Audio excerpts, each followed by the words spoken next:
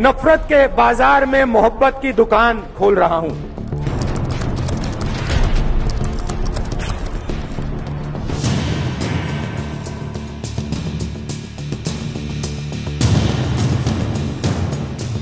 नमस्कार, मैं हूं दीपांजलि मोइत्रा।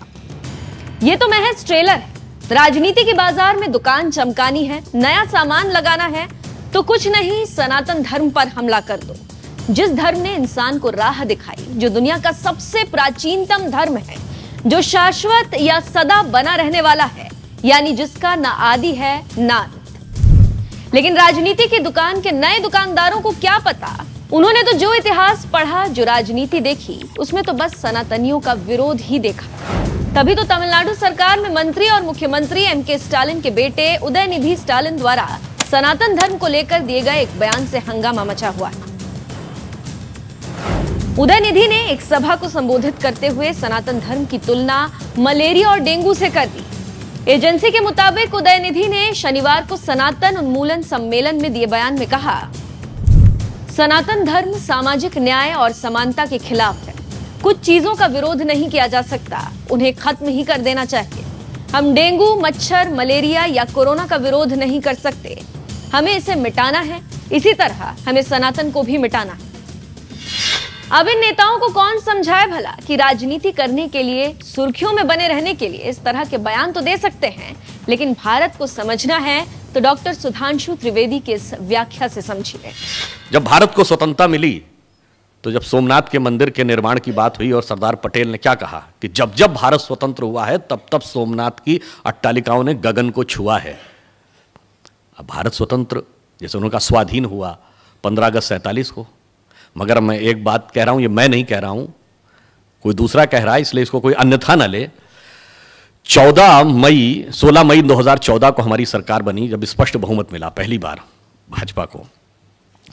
18 मई सन 2014 को संडे ट्रिब्यून ने इंग्लैंड में लिखा अपने आर्टिकल में कि 16 May 2014 should be considered as the day in which British finally left India, क्योंकि उन्होंने कहा कि उसके बाद बहुत लंबे समय तक ऐसी विचारधारा का शासन रहा, ऐसी व्यवस्थाओं का शासन रहा जो ब्रिटिश कॉलोनियल लीगेसी का ही प्रतिनिधित्व करती थी।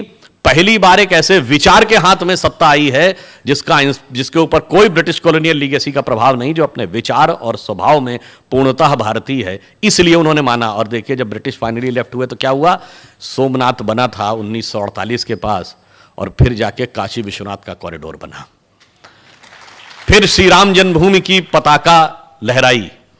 और यहां पर मैं यह भी कहूं कि जब काशी विश्वनाथ का कॉरिडोर हुआ, जिसका प्रधानमंत्री जी ने उद्घाटन किया, बहुत से लोगों ने कहा क्या आवश्यकता थी इसको बनाने की, इस चीज से देश का क्या लाभ है। देखिए, जब आप सोमनाथ में अपना सर श्रद्धा से झुकाते हैं तो वो श्रद्धा भाव काशी विश्वनाथ से स्वयं जुड़ता है। तो जब सोमनाथ बने थे तो काशी विश्वनाथ बनना ही था। और इतना ही नहीं, जब आप काशी विश्वनाथ में अपना सर श्रद्धा से झुकाते हैं तो उत्तर में अमरनाथ के साथ भी भावना वैसे ही जुड़ती है, दक्षिण में रामेश्वरम के साथ भी जुड़ती है, पश्चिम में सोमनाथ के साथ भी जुड़ती है, पूर्व में मल्लिकार्जुन के साथ भी जुड़ती है। और इतना ही नहीं, वो काठमांडू के पशुपतिनाथ के साथ भी जुड़ती है, पाकिस्तान के कटास राज के साथ भी जुड़ती है, कैलाश मानसरोवर के साथ भी जुड़ती है। वह हमारा हिस्सा राजनीतिक दृष्टि से कहीं भी चला गया हो, वह इस राष्ट्र की चेतना अखंड यथावत रहती है। और यदि आप लोग जाकर चेक करें, चाहे तो अभी भी चेक कर सकते हैं, चंगेज खां और जितने मंगोलिया के मकबरे हैं उनके बाहर आप जाके उसकी फोटो देखेंगे तो त्रिशूल लगा हुआ है और श्रृंगी भी लगी है मकबरे के बाहर। क्यों? आप किसी से इतिहास से पूछिए तो कहते मंगोलों का धर्म क्या था, कहते तेंद्रिन था। तेंद्रिन और कुछ नहीं था, तंत्र शब्द का अपभ्रंशी तेंद्रिन है और तंत्र के देवता भगवान शंकर हैं, इसलिए मकबरे के बाहर त्रिशूल लगा है। वहां तक जाके हमारा भाव जुड़ता है।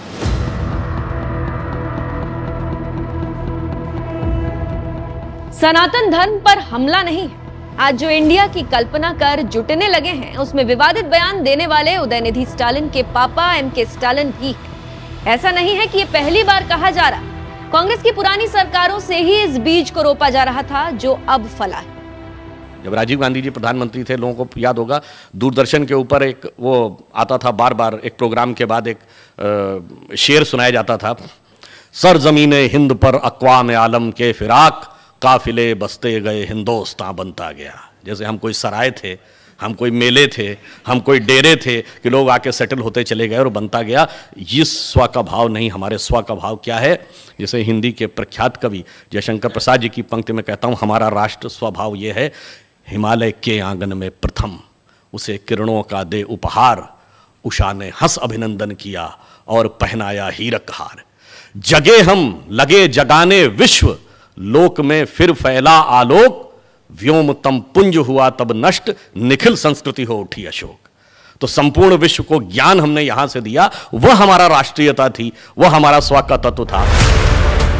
इंडिया के मंच से जो लोग मिले उनकी बानगी भर देख लीजिए। कहने को तो नफरत के बाजार में मोहब्बत की दुकान खोलने चले थे, लेकिन नफरत जो दिल में सनातन धर्म को लेकर है वो भला कहां छुपती। तभी तो सनातन धर्म पर इतना बड़ा आघात कर दिया।